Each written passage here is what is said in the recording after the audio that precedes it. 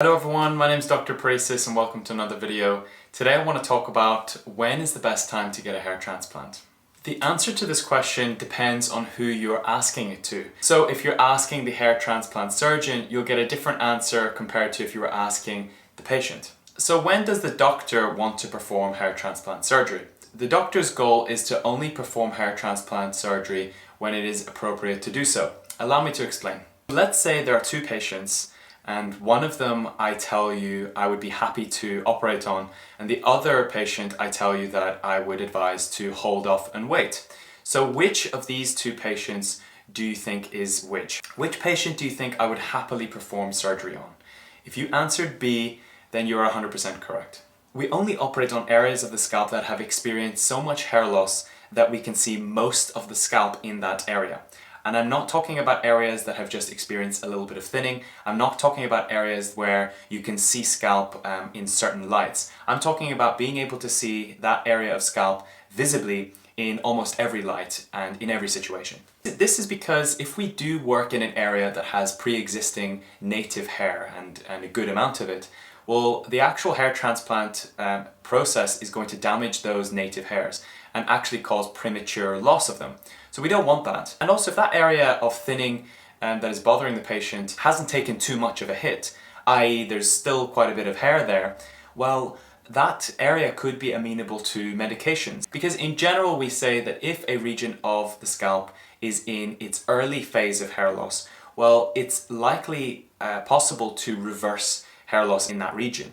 And that's because of the 50% miniaturization rule. After the hairs have miniaturized by 50% or more, it's very difficult to bring them back to 100%. But if they haven't miniaturized by more than 50%, well, it's very possible with medications like finasteride or minoxidil. And so we don't want to work in those areas that have plenty of hair, because then we will prevent the patient from possibly being able to bring back life to that area with medications alone. We don't want to put any patient under undue surgery if the medication approach is going to work for them instead. And in general, I do want to stress that it's only when we leave hair loss go for too long.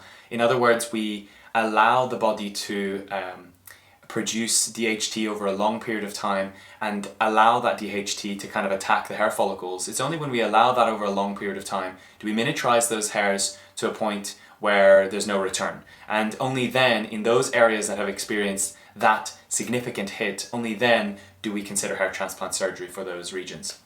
So from the doctor's point of view, the best time to do a hair transplant is when there's an area of the scalp that has experienced a significant amount of hair loss. What about your point of view? What about the patient's point of view? When is the best time for a patient to undergo a hair transplant along their hair loss journey? One thing our patients tell us all the time is that they don't want to undergo a huge, big, unnatural transformation that's going to draw a lot of attention and draw a lot of eyes. And another thing that patients don't like, and it's very understandable, is that they don't enjoy being labelled as a balding man. A lot of people don't mind the kind of category of being bald. One thing I've noticed amongst a lot of our patients is that patients don't enjoy being labelled as balding. And so a lot of patients don't want to leave their balding or their receding or thinning. They don't want to leave it too far as to be labelled as a balding man. And a lot of patients are very thankful that they got their hair transplant ahead of time.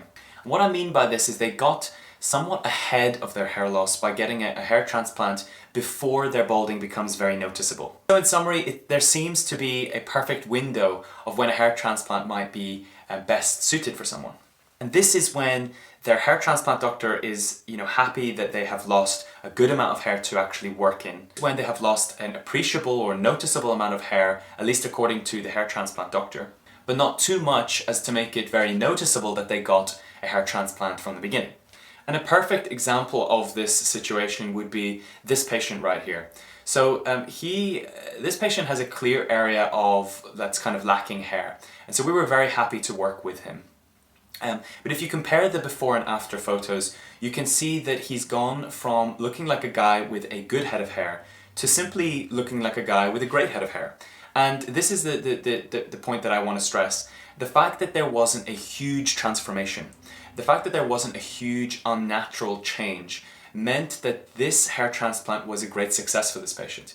He went from being mildly bald to being, not bald at all. So the long story short is that the best time to get a hair transplant is first of all totally up to the patient. But for many patients who don't want to appear like they are clearly balding, it's when they've experienced kind of mild hair loss, but enough for the hair transplant doctor to be happy to work into.